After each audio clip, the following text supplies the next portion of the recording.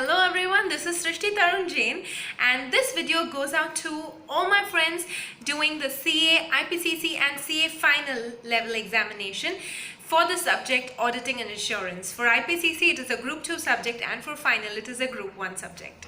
Today I'm going to share my personal tricks and techniques of how I mastered the subject. Before that, a few facts. Number one, it's a 100% theory subject. Number two, moreover the reason that you need to understand the subject. Number three, mug up is not gonna work, so you better start loving it. And number four, I will tell you how you can love it. Yay! So let's go. How I started preparing for the subject is, as I told you in my Kickstarts video, you need to remember the standard names and numbers. Now this is a very fast track thing that I'm going to tell you. I know there are hardly 2 months before you attempt the examination, so I'm going to tell you how you can go about it quickly. First thing, number one is remembering the standards on auditing, names with the numbers.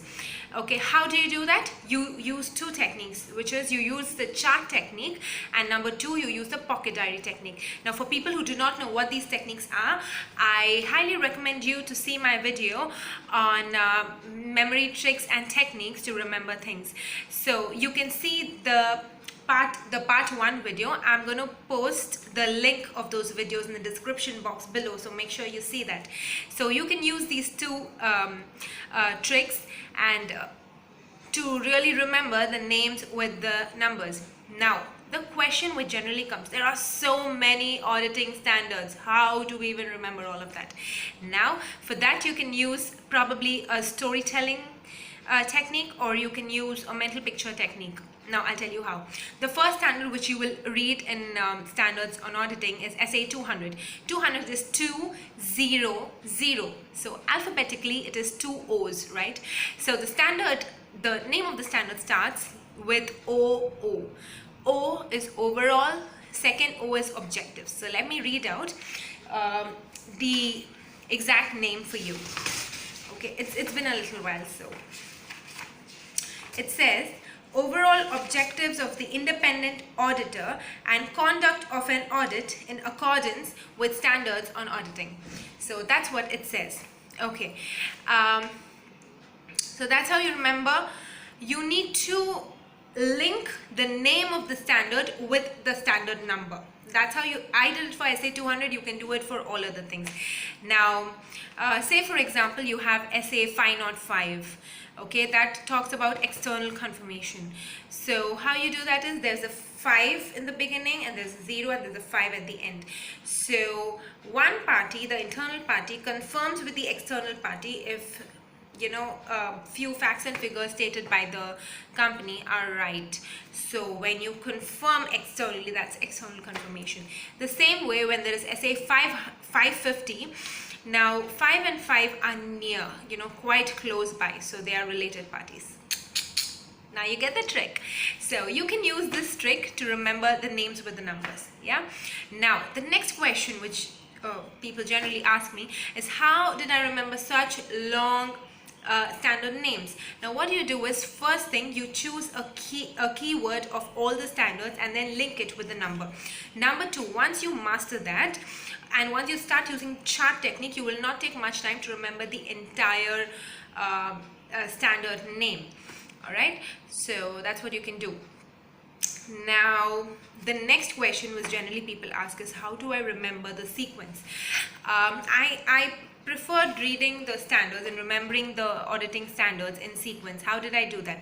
Now SA 200, as I said, talks about the overall objective, and the story starts from SA 210. So that talks with the audit engagement, right?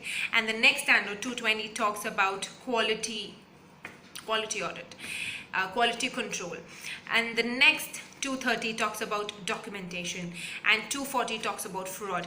Now let me tell you a story regarding this. I sort of imagine like a person is getting engaged first, so that's 210, and then what happens is people come over to see if he's the right guy, so that's 220 quality control, and 230 is documentation where they get married or register marriage, and 240 is where he commits a fraud, and there goes the story. So you can frame the story.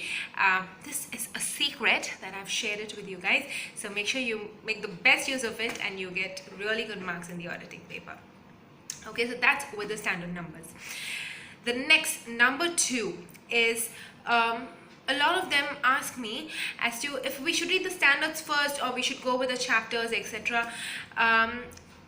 My suggestion would be that don't read the standards separately and the chapters separately. Trust me, you will not get the crux of it. How you would do it is there are few chapters which form the basis of everything, like the basics, the chapter 1 of your subject, that forms the basis definitely. Now over there you have some case laws like the Kingston Cotton Mills case study, etc. So read them very carefully, and you have other chapters which talk about materiality, audit risk, etc. So those chapters really form the base of the subject. So once you understand those, the other chapters are just a walkthrough. Okay, so what you do is you remember the standard numbers and then you switch over to the chapters, read the basic chapters. There will be a lot of references to the auditing standards. So as and when you see a reference, go back and read the standard and then understand the the topic. Now this might take you a little longer while, but trust me, this will build the complete foundation of what you need to know. This subject actually involves with you understanding what is where.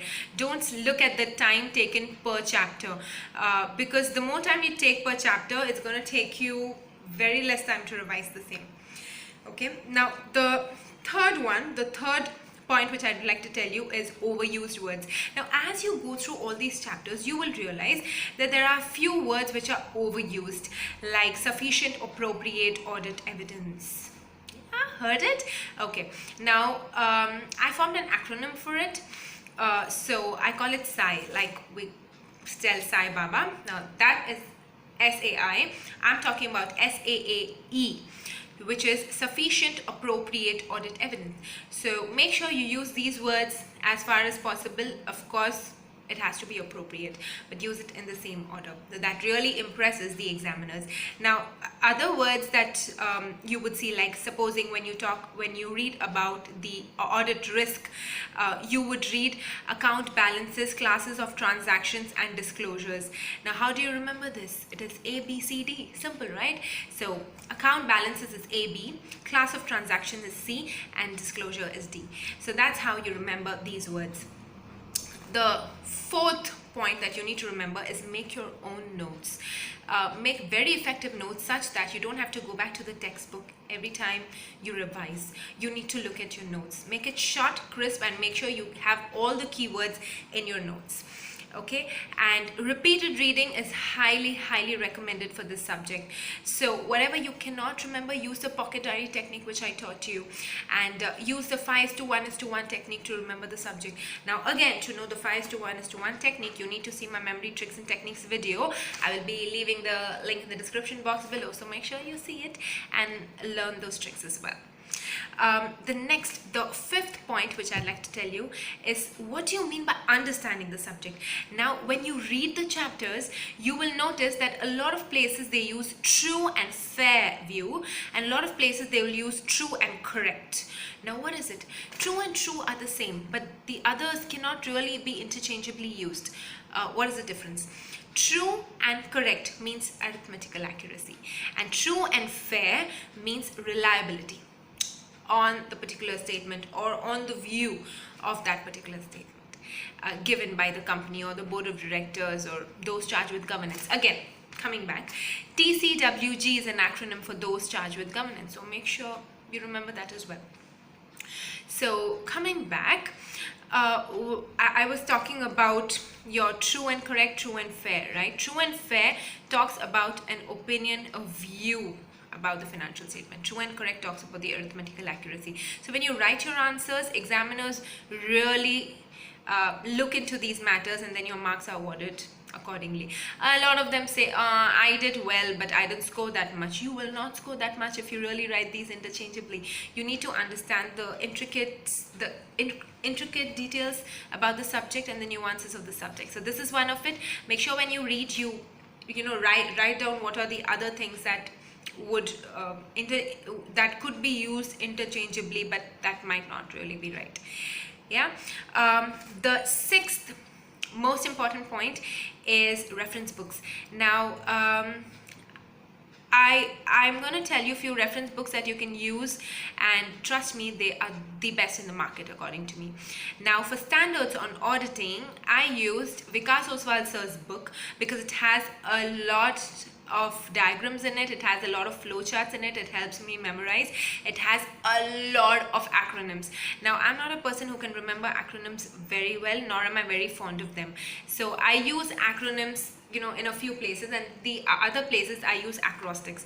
Now to know again what is acrostics, look at my memory tricks and techniques video. So for people who love a lot of acronyms to remember standards, you can definitely take his book and read. But for standards on auditing overall, his book is very, very good. Let me show you one or two diagrams that he has. See, look at this. It really makes it interesting. Now this answer is functions of an engagement partner. Okay, you can't read it right now while I'm showing it, but this is an example of a diagram that he has. Now another book which I use to study the chapters of the subject is Surbhi Bansal ma'am's book. It is amazing. It's from Best Word publication, so you can find that. I have already recommended this book in my best books guide, my first video to the CA students. So I'm sure a lot of you who have seen my video already would have purchased that book. She is amazing for all the other chapters. Now the most scoring chapters in the auditing and assurance papers are vouching, verification, company audit 1 and 2, and of course the standards on auditing. The entire subject is based on the standards on auditing. So once you get a grip of all this, none can beat you in this subject, trust me. But make sure you know the concepts of materiality and the opinions, the type of opinions that you can do. You should know them thoroughly well. And another book which our institute gives is the Auditing Pronouncements book. I'm not sure if they've changed the color now, but this is the book when I studied, when I prepared for my examination. Yeah, so when to use this book. Now all the auditing standards are given in detail in this, but I didn't really read each and every line because I didn't have the time to do it then. So what I did was like few keywords like arithmetical accuracy, reliability, etc. Verification, re-verification. What does that mean? Now you know the words, you know what it means, but when it comes to writing, you need the right words. So to know how to explain these words, you can go to that book and you can read it. It is really good. Okay. The last and the most important thing, please do not miss the practice manual. As the word says, it is for your practice, and this subject need a lot of practice. So make sure you go through the practice manual at least once. Of course it is everything from the study material or from the reference book that you do, but practice manual has questions in its own way, and a lot of times questions are picked directly from the practice manual. So it's better that you know it, because a known devil is better than an unknown one, as you say it. So these are my 7 pointers on the auditing and assurance subject. And if you have any further questions, make sure you leave your question in the comment section below and I will come back to you. I do have a couple of questions already with me, so if you have any further questions, you could put that on and I'll add it to my inventory list to make my next Q&A video for all of you. Till then, happy studying and love for theory. Bye.